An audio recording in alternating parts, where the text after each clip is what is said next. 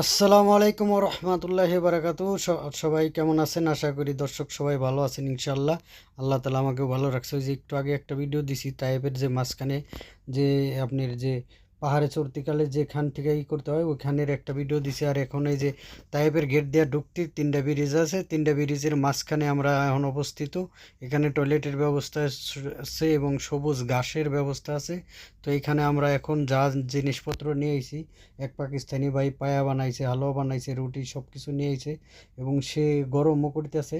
সবাই মিলে এখানে খাবো এবং চার ব্যবস্থা আছে, সব কিছুর ব্যবস্থা। এই যে হালুয়া এবং পায়া গরম করতেছে, যে ভাই বানাইছে সেই গরম করতেছে। খুবই ভালো মানুষ, সবাই তার জন্য দোয়া করবেন এবং সবাই সাথে থাকুন ইনশাআল্লাহ।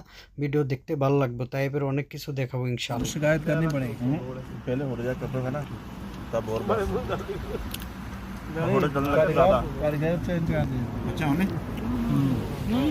वो हलवे से खाएंगे अच्छा वो उससे नहीं खा रहे, खाया नहीं खा रहे। वो इनके लिए तो मुर्गी भी रखी थी। मुर्गी एक और